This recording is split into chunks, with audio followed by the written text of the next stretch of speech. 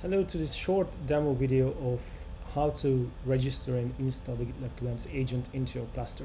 My name is Victor Nagy and I am the product manager here at GitLab. I made a few prerequisites already to make this a short video. First of all, I have a project. I will speak about that a little bit later.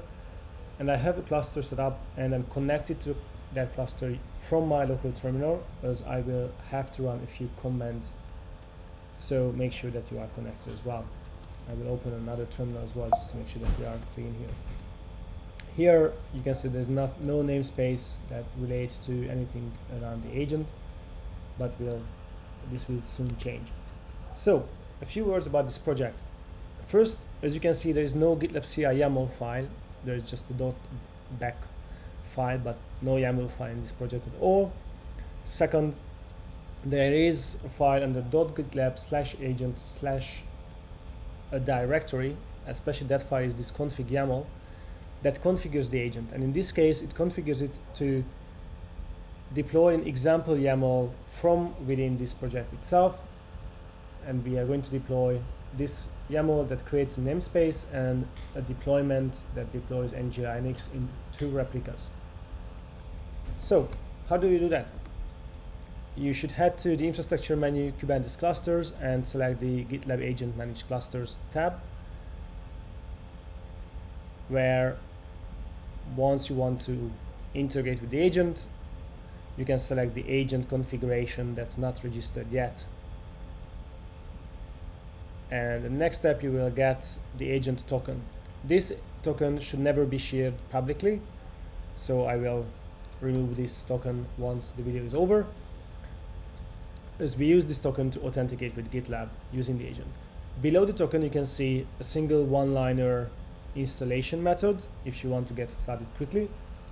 I'm going to use that now, but if you need a more elaborate installation, we have it documented in our documentation, again linked from this one, but do not forget to copy the token in that case, because this is the only time when you will see that token.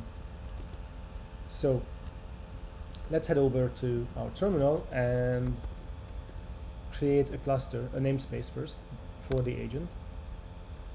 Next, we can use,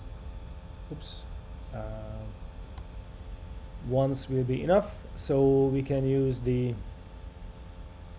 okay, let's try to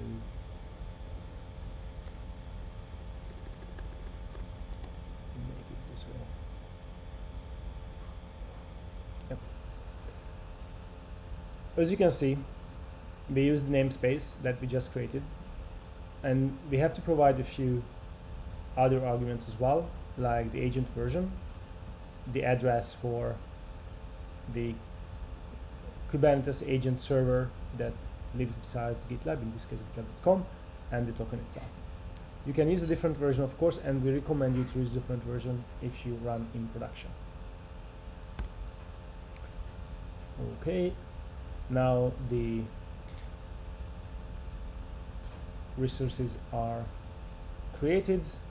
I already had a few things done in this cluster, but not for this one.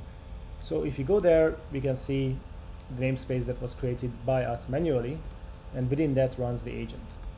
On the other hand, we can see as well the other namespace that was created by the agent, and within that we can see 2 ng-linux deployments.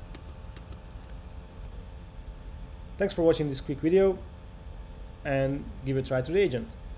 Bye.